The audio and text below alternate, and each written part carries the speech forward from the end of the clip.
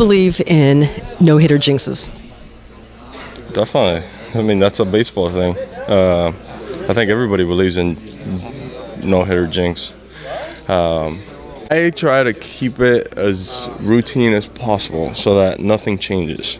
So if I'm always standing up and walking around, if I got to come in here and stretch in the fourth inning, I got to keep on doing that because he's doing good. So if I don't do it, maybe he doesn't do good. So I keep on doing, keep on watching TV, keep on going out and back in. And if he's throwing balls, then I come back in here. So it just depends how he's doing.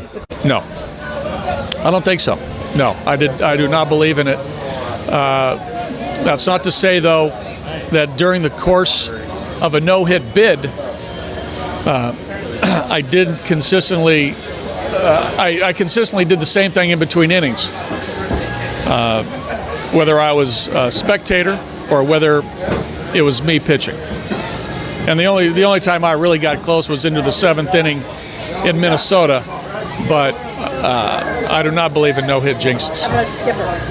No, but I still maintain my, I guess, my in-dugout consistency.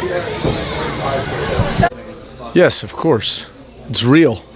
People start believing in the no-hitter, then it propels it, and then all of a sudden someone says, wait, there's a no-hitter going on, and then everybody knows that jinxes it, then now everybody's consciousness becomes aware of the fact that there's a jinx, which somehow the game knows that occurred, even if it happened all the way in the bullpen. Yeah, I believe in it. You said if someone says, who is someone? Do you mean do you mean on the team? Do you mean in the press box, in the broadcast booth? Do you mean what do you mean? It has to be someone that matters. I mean, it has to be someone that is directly involved with the game. Or someone with a control over a large stream of consciousness. But I believe in the jinx, yeah, absolutely. So if a teammate of yours has one going on later innings, what do you do differently? Or what do you do that's the same? Well, I'd just bite my tongue because I'd think to myself the whole time, wait, does he still have a no-hitter going? And then I want to ask the question. And inevitably, you obviously slip up, and we've all done it. We've all jinxed our teammate out of a no-hitter before.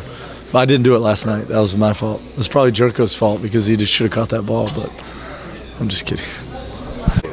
Yes, I do. There's a lot of them. You leave the guy alone during the game, unless he wants to be spoken to. But I don't like mentioning the word no-hit when it's going on. When you're growing up and you're watching games as a baseball fan, do you not say no-hitter? Do you want the broadcasters to say it? I don't want anybody to say it. I know exactly what's happening. Because the broadcasters, for the most part, give you kind of a hint here and there. Hasn't allowed a base runner, things like that. So, but you're definitely watching the game. And I remember as a kid, that 7th, 8th, 9th inning, it's nail biting all the time, every pitch, because not only does everybody know there might be a possible no-hitter, but as a fan, you're definitely rooting for it. Mr. Enberg, what is your philosophy when it comes to acknowledging a no-hitter in the broadcast booth? I love tradition. I think the beauty of baseball is that we live with that more than any other sport. My great-grandfather would understand the game last night, and I just don't want to use the words no-hitter. I will tease the fans by saying, you're missing something special, don't go away, look at the scoreboard, they're still seeking a hit, but I'm not going to say he's pitching a no-hitter. I know as soon as I do that someone will get a base hit and it'll all be my fault. And when I was in the dugout, whether in high school or college or coaching or trying to play, we never used the word, and I respect that tradition. 2 outs in the 9th inning. You're not going to say it.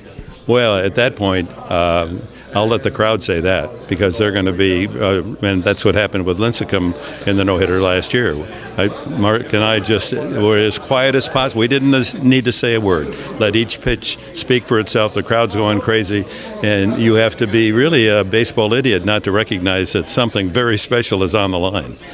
You know what? I'd like to say no, but I'm as guilty as anybody as far as when a guy is throwing a no-hitter that you want to refrain from saying anything referencing that no-hitter. So I don't think there's any correlation. I really don't, but I just don't want to be that guy that says something or does the jinx.